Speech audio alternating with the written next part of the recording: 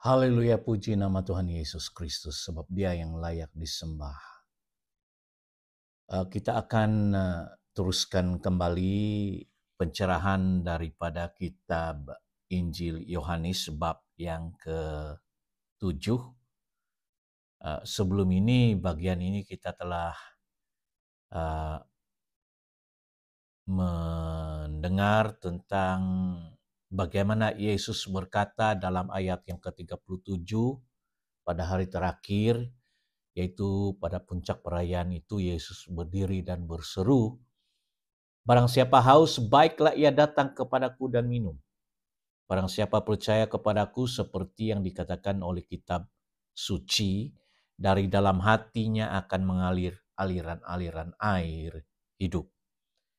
Yang dimaksudkannya ialah roh yang akan diterima oleh mereka yang percaya kepadanya, sebab roh itu belum datang, karena Yesus belum dimuliakan.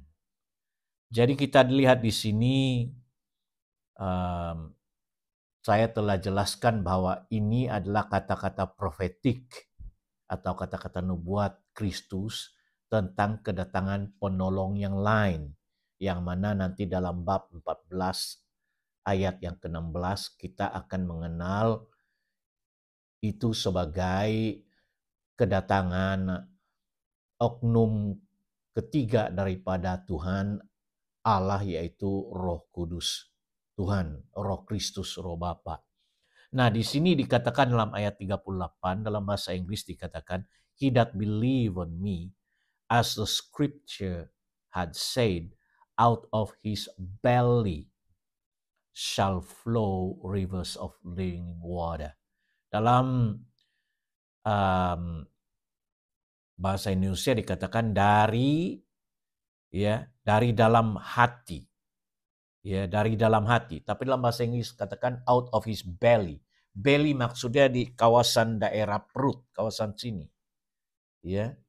Tapi hati itu biasanya di atas kawasan perut, upper belly, di kawasan sini ya.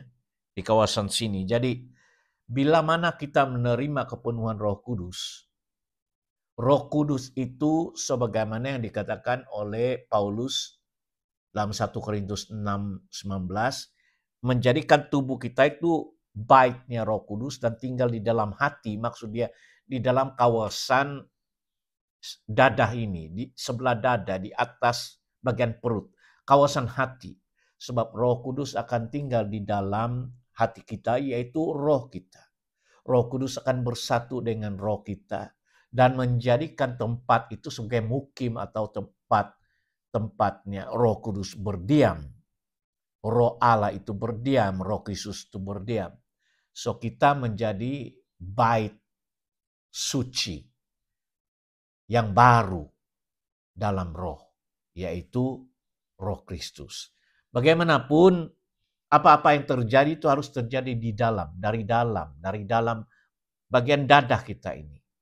Bila sejak saya menerima Roh Kudus, apa-apa yang saya mau renungkan dalam persekutuan Tuhan itu, saya akan mendengar suaranya, saya akan menerima inspirasi, saya akan mengalami aliran seperti air yang hidup itu di dalam hati saya, di dalam kawasan sini. Sesuatu ya, apakah itu bersifat lampu kuning, lampu hijau, lampu merah, amarankah ataupun tanda kedamaian di dalam jiwa saya melalui Roh Kudus di dalam ini. Amin.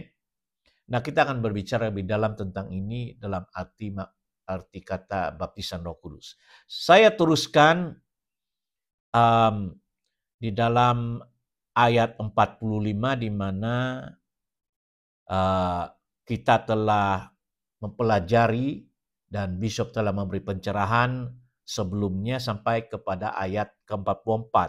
Jadi saya akan teruskan Yohanes bab 7 ayat 45. Maka penjaga-penjaga itu pergi kepada imam-imam kepala dan orang Farisi yang berkata kepada mereka, "Mengapa kamu tidak membawanya?" Ayat 46, jawab penjaga-penjaga itu maksudnya penjaga-penjaga bait Allah, bait suci.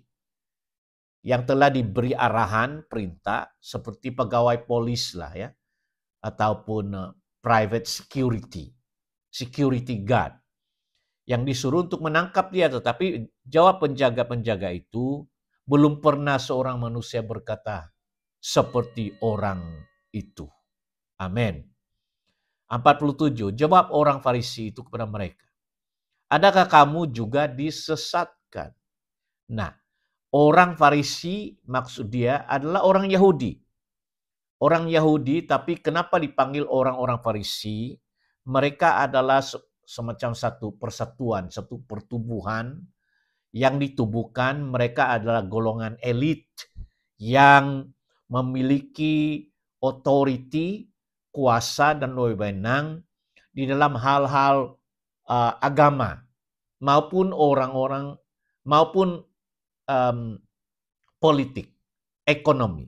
Sebab orang-orang Farisi ini adalah kumpulan orang-orang yang boleh dikatakan orang-orang yang beradah, orang-orang yang berpengaruh, karena mereka adalah golongan elit, orang kaya lah begitu ya, yang membantu, yang menggunakan kuasa, otoritas mereka, baik dari segi bantuan keuangan maupun pengaruh politik dan ekonomi. Jadi orang-orang Farisi ini adalah satu kumpulan yang terdiri dari orang-orang Yahudi juga, yang memiliki kekuatan, kuasa politik, ekonomi, keuangan di dalam masyarakat orang-orang Yahudi, termasuklah hal keagamaan. Jadi, jawab orang-orang Farisi ini kepada mereka, adakah kamu juga disesatkan?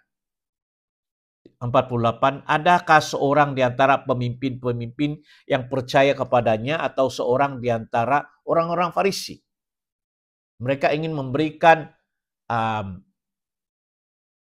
pencerahan lah ya, secara logika, bahwa kenapa orang-orang kaya, orang-orang yang berpengaruh di kalangan orang-orang Yahudi seperti ahli Taurat, orang-orang Farisi, orang-orang Saduki, tidak percaya kepada dia.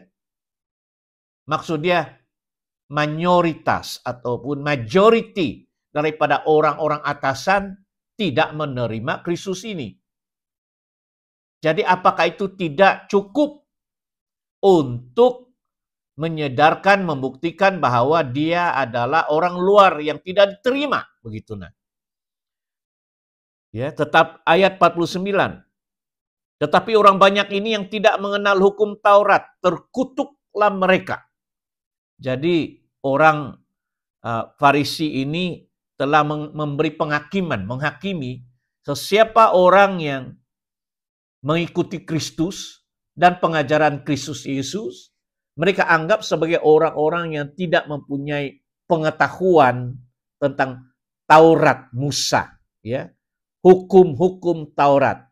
Mereka adalah golongan yang tidak bersekolah, begitulah. Karena itu mudah disesatkan oleh seorang yang patah berpidato, patah bercakap, dan begitu arif dalam hal-hal hukum. Jadi mereka anggap Kristus ini adalah penyesat, begitu nah. Jadi ayat 50, Nikodemus, seorang dari mereka, maksud dia Nikodemus yang pernah datang kepada Yesus sebelah malam, masih ingat dia, seorang pemimpin. Rupanya Nikodemus ini adalah ahli golongan orang Farisi.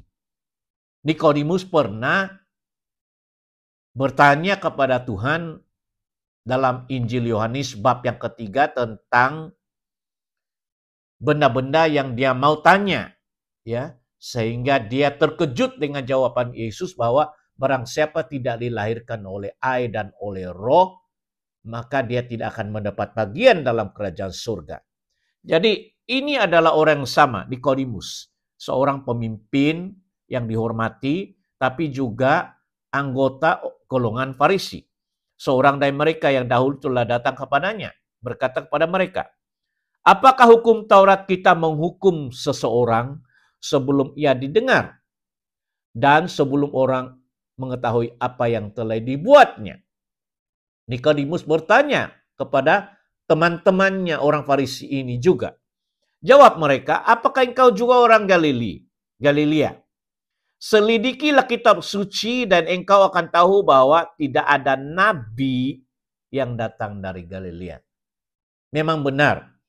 Biasanya nabi itu dan seringkali datang dari tanah Israel, dari Yerusalem begitu. Nah. Tapi Galilea waktu itu bukanlah tanah Israel, dia adalah tanah tempat orang-orang bukan, majoritinya bukan orang Yahudi. Di sebelah utara, jauh daripada Yudea. Ya. So bagi mereka, nabi yang datang dari negara kafir begitu. Nah. Negara bukan di bawah kawasan orang Israel adalah orang asing. Mereka menjangkakan bahwa kalau ada nabi yang benar-benar nabi yang diutus Tuhan harus datang dari kalangan mereka. Dari kalangan orang Yahudi, dari bangsa, dari sekurang-kurangnya daripada ke-12 suku bangsa Israel. Tetapi mereka tidak tahu bahwa Yesus memang lahir ya di Bethlehem, membesar di Nazaret, ya.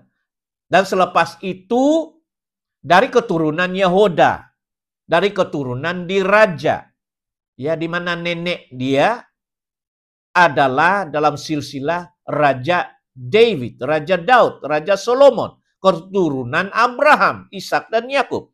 Tetapi sewaktu Yesus memulakan pelayanannya pada usia 30 tahun, dia bukan memilih Yerusalem sebagai tempat pelayanan publiknya, malah dia pergi ke Caesarea, ke Galilea di tepi laut, ya, di kawasan utara yang tidak dikenal oleh orang, yang bukan populer, ya. Contohnya lah, kalau Anda ingin menjadi populer ataupun dikenal, Anda harus bermula dari kota yang paling besar, ibu kota, epicenter begitu, nah. Seperti ya kota-kota besar, ibu negara, ya. Kalau di Prancis harus mulakan sesuatu di Paris, kota Paris begitunya. Kalau di Amerika harus mulakan di kota New York atau ya sebagai tempat untuk Anda dikenal, ya. Tetapi dalam hal Yesus itu dia tidak mulakan di Yerusalem. Dia mulakan di Galilea, dan disitulah satu perdebatan di antara golongan orang elit ini. Dia katakan, selidiki. Mana ada kitab suci yang mengatakan bahwa Nabi itu datang dari Galilea. Begitu. Nah. So, ayat 53, lalu mereka pulang masing-masing ke rumahnya. Itulah penghabisan daripada kitab bab yang ke-7. Nah, di sini penilaian saya adalah begini. Kalau Anda ingin mengenal latar belakang Kristus di sini, jangan terus melihat setakat ya hari ini, tetapi Anda harus mulai menyelidiki dari kitab-kitab suci nubuatan tentang dia. Nah, kalau Anda seorang penyelidik Alkitab teologi dalam Perjanjian Lama, Anda akan menemukan banyak profetik, kata-kata profetik dari kitab para nabi-nabi yang menuju kepada dia. Nah, itulah sebabnya sampai hari ini bagi saya, kita masih menerima kitab-kitab Torah, kitab Taurat Musa, dan apa yang dipanggil oleh kitab Kristen sebagai Perjanjian Lama. Yaitu terdiri daripada kitab para nabi, kitab Torah, ya, yang ditulis oleh para nabi-nabi, termasuklah Musa, ya. Kitab Musa, sebagaimana Alkitab mengatakan dan kita percaya telah menulis 5 buku tentang kitab Kejadian, Keluaran, begitu nah ya. Kita melihat itu di dalam Alkitab Kristen bahwa kitab-kitab inilah yang telah ditulis oleh Musa. Kejadian, kitab Keluaran, Exodus, Imamat, Bilangan, Ulangan, ya. Dan selepas itu kita ada kitab Yosua, kitab Hakim-Hakim, kitab tambahan seperti Nabi Samuel, ya, dan juga kitab Raja-Raja Tawarik, tentang nabi-nabi seperti Nabi Ezra, Yehemia, ya, kitab Ayub, Mazmur yang ditulis oleh Raja Daud, Raja Salomo, Kidung Agung, dan kitab Yesaya, kitab Daniel, kitab Yeremia, kitab Yehezkel, kitab Hosea, Amos. Banyak kitab-kitab Perjanjian Lama itu masih dipakai. Karena Perjanjian Lama merupakan semacam shadow, ya, gambaran, semacam satu nubuatan, kitab nubuatan tentang bayangan-bayangan kepada yang reality, yaitu dengan penjelmaan anak Allah Yesus Kristus. Seperti contohnya,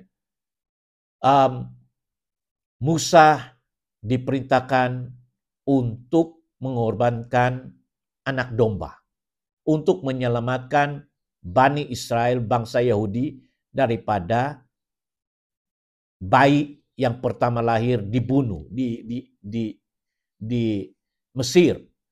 Jadi malam sebelum mereka berangkat keluar daripada negara Mesir, Musa telah mengumumkan, menyatakan kepada Raja Fir'aun bahwa kalau Anda tidak lepaskan bangsa ini daripada perhambaan ini, maka anakmu yang pertama, maksud dia yang akan bakal mengambil alih takhta Raja Firaun, anak laki-laki akan mati. Dan malam itu Tuhan berfirman kepada Musa untuk mempersiapkan dan mengorbankan anak domba, ya. Dan anak domba itu dagingnya dimasak, tetapi darahnya harus dioles di pintu. Dan Tuhan berfirman bahwa bila Anda taat begini, malaikat itu bila melihat darah darah anak domba yang dioles di pintu itu akan melewati, tidak akan memasuki rumah itu. Jadi bila mana malaikat Tuhan datang mengunjungi seluruh negara Mesir waktu itu, maka pintu yang tidak ada darah domba itu dimasuki dan dibunuhlah anak laki-laki, termasuklah anak Raja Fir'aun waktu itu. Tetapi di setiap rumah orang-orang Yahudi di mana darah domba itu dioles, tidak ada terjadi kematian. Malaikat Tuhan melihat darah itu sebagai pengganti daripada darah yang akan dicabut nyawanya, itu anak laki-laki, lalu dilalui. Itu dalam bahasa Inggris dipanggil passing by, pass over. Maka dirayakan hari Paskah, itu Passover. Mereka diselamatkan, anak laki-laki tidak dibunuh karena darah domba. Dan waktu Yesus datang, satu kesaksian pertama yang Yohanes Pembaptis bila mana melihat Yesus itu, kita telah memberi pencerahan dalam bab 1, bab 2, bab 3. Yohanes Pembaptis berkata ketika dia melihat Yesus, dia berkata, "Lihatlah anak domba Allah yang menghapus dosa dunia." So Yesus ditujukan, digelar sebagai anak domba Allah yang menghapus dosa dunia. Nah, itu adalah lambang yang amat-amat sinonim dengan anak domba yang telah dikorbankan di dalam Perjanjian Lama. yang menyelamatkan seluruh bangsa Yahudi daripada anak laki-laki mereka dibunuh. Darah anak domba itu dioles.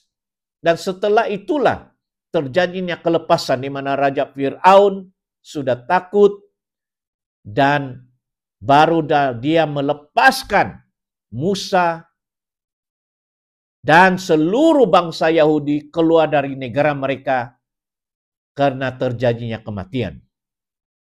Nah, itulah satu gambaran profetik bahwa itulah lambang atau bayangan kedatangan anak domba, yaitu Yesus Kristus sebagai Mesias, sebagai anak domba yang oleh darahnya yang tercurah di kayu salib itu telah menghapus, menyucikan dosa manusia, dan supaya barang siapa yang percaya dan bertobat dan datang kepada Bapa di dalam nama Yesus Kristus akan menerima pengampunan dan penyucian dari segala dosa dan kesalahannya dan mulai hidup dalam kehidupan yang penuh pertobatan menjadi pengikut Kristus dan murid Kristus. Darah Yesus itulah dalam 1 Yohanes 1 ayat 6 ayat 7 dikatakan darah Yesus akan menyucikan. Di dalam kitab Wahyu juga dikatakan darah anak domba itu, darah Yesus akan menyucikan. Yesus itulah yang telah dinubuatkan oleh para Musa dan juga di kisah kesengsaraan Yesus itu telah dinubuatkan ribuan tahun oleh Nabi Yesaya. Nabi Yesaya. Manakala Nabi Daniel juga ribuan tahun sebelum kedatangan Kristus telah menulis tentang Mesias. Tentang kedatangan Mesias ini. Jadi perjanjian lama itu adalah the shadow of the New Testament. Bayangan yang nyata. Bayang-bayang. Nubuatan. Tapi yang nyata, yang real, the reality is the New Testament. Bila mana kita katakan New Testament, kita ambil New Testament atau perjanjian baru itu ketika Yesus berkata, ambillah, minumlah anggur ini. Inilah lambang perjanjian baru. Allah mau mengadakan perjanjian baru dengan kita, yaitu bukan oleh hukum Taurat, hukum dosa, tetapi hukum iman. Bahwa apabila kita bertobat, meninggalkan dosa, dan mulai menerima penebusan, kepercayaan bahwa Yesus telah mati di kayu salib untuk membayar dosa dan menebus dosa-dosa kita, dan kita mulai menerima ketuhanannya itu, dan menerima dia sebagai Mesias dan Juru Selamat, dan menerima dia dengan iman percaya akan firman dan perkataan dan pengajarannya, dan mulai mengikuti, bukan hanya percaya mulut, seperti setan dan iblis pun percaya, dan banyak orang yang berkata, aku percaya Yesus, aku percaya dia nabi, tetapi mengikuti itu tidak. Mereka bahkan tidak mendengar pengajaran yang benar yang diajarkan oleh Yesus. Mereka mulai mengikuti kitab-kitab lain. Mereka mulai mendengar pengajaran-pengajaran lain. Nabi-nabi palsu dan nabi lain. Manakala Yesus adalah Juru Selamat yang telah memberikan kebenaran yang reality. Perjanjian lama dia dilambangkan, lambang domba. Tetapi inilah reality. Tetapi hari ini agama Yahudi, orang Israel pun tidak menerima Kristus sebagai Mesias dan Juru Selamat. Kenapa? Karena mereka sampai hari ini seperti orang-orang Farisi ini. Mereka tidak melihat kepada pola tujuan Yesus datang untuk menyelamatkan.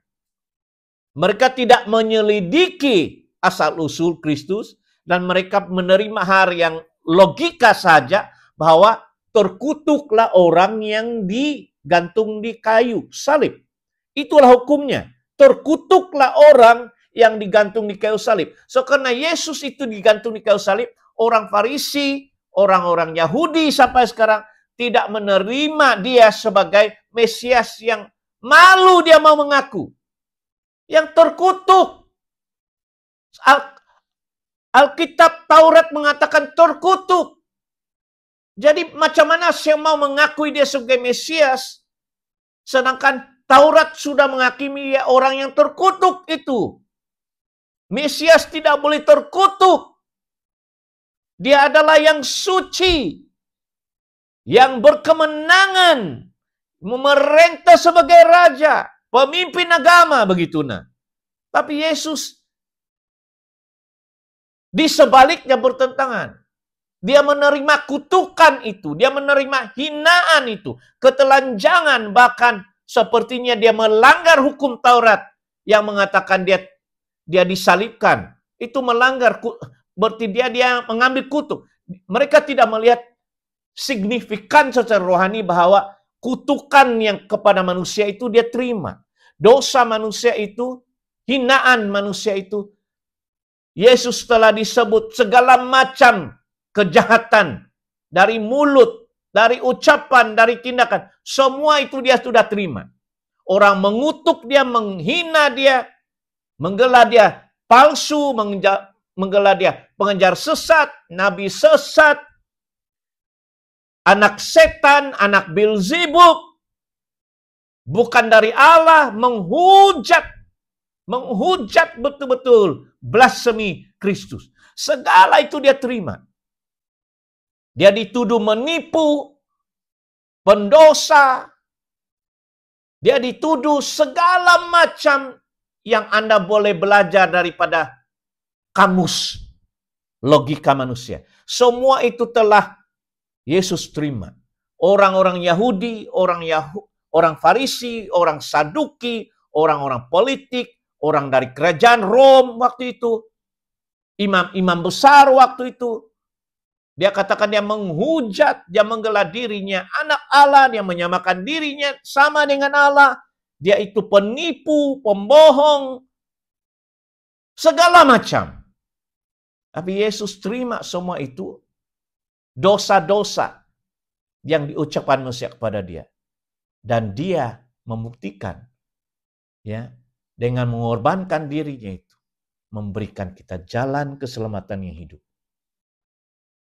Saya temukan, saya menyelidiki kisah Tuhan Yesus, membaca kitab Matius, Markus, Lukas, Yahya, Yohanes. Tidak ada saya temukan Yesus pernah berdusta, Yesus pernah membunuh, Yesus pernah bercakap yang salah, melainkan orang menyalahkan dia salah memahami pengajarannya. Bila orang salah memahami maksud Yesus, maka Yesus dituduh berdusta. Ya. Sebab perkataan Yesus itu penuh dengan perumpamaan. Pengajarannya penuh dengan perumpamaan, parables. Benda-benda yang kalau Anda hanya berpikir secara logika, Anda tidak akan paham. Satu ketika Yesus berkata, musnahkanlah bait Allah ini dan dalam masa 3 hari aku akan membangunkannya kembali. Dan orang Farisi, orang Saduki terkejut. Berapa puluh tahun bait suci ini didirikan. Anda katakan Anda akan mendirikan dalam masa 3 hari. Yang dia masukkan adalah tubuh. Yaitu tubuhnya. Bait suci itu, bait Roh Kudus. Dalam masa 3 hari akan bangkit dari kubur. Tapi orang berpikir secara literal. Bahwa bila dia bercakap begini, Anda harus hati-hati apa yang Yesus maksudkan. Sebab perkataan Yesus itu penuh dengan perumpamaan, ya. Penuh dengan bahasa perumpamaan. Jadi, bila orang membaca kitab pengajaran Yesus, Matius, Lukas, Yohanes, ada orang-orang akademian ini, orang-orang akademik atau orang-orang yang tidak memiliki roh pengetahuan Roh Kudus itu, dia hanya menerima itu secara literal apa yang diucapkan oleh Yesus atau para nabi, lalu menafsirkan salah. The translation and interpretation is wrong. Bila itu disalah tafsir, mereka mulai menulis, oh inilah yang dikatakan oleh Yesus, padahal tafsirannya tidak benar. Itu menjadi kerusakan iman mereka yang membuat mereka lebih lagi tidak percaya kepada Yesus. Yesus berkata, contoh lah ya, barang siapa tidak minum darahku, tidak makan dagingku, dia tidak akan mendapat bagian dalam kerajaan Allah. Orang berpikir secara literal, minum darahnya, makan dagingnya. You see? Sebab Yesus berkata demikian. Mereka tidak memahami bahwa Yesus sedang berbicara tentang spiritual. Bukan literal minum darah Yesus. Nah, sampai dijadikan perjamuan kudus itu oleh banyak gereja yang betul-betul bila the priest ataupun padri itu mengangkat begini, anggur itu berubah jadi darah. Tidak. Perjamuan kudus itu lambang tentang pengorbanan Yesus. Tetapi bukan betul-betul kita minum darah atau makan dagingnya.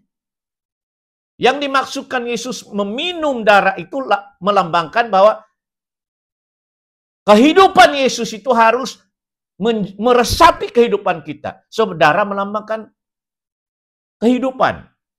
Life is in the blood. So when you drink the blood, Jesus is saying, you drink my life. Let my life fill you. Be part of me. Itu saja. Jangan lagi pergi korbankan minum darah literal. Jadi bila disalah faham, akibatnya itu merusakkan diri sendiri dan orang itu mulai mengajar yang salah. Itulah yang dipanggil salah menafsirkan. Jadi ini sedikit komentar saya tentang hati-hati. Harus betul-betul berdoa. Minta Roh Kudus menerangkan pada Anda apa yang dimaksudkan oleh Yesus. Dan segala sesuatu akan menjadi jelas. Puji Tuhan, kita akan teruskan pencerahan dalam bab 8. Ya. Bab 8 Injil Yohanes. Shalom dan Tuhan memberkati. Amin.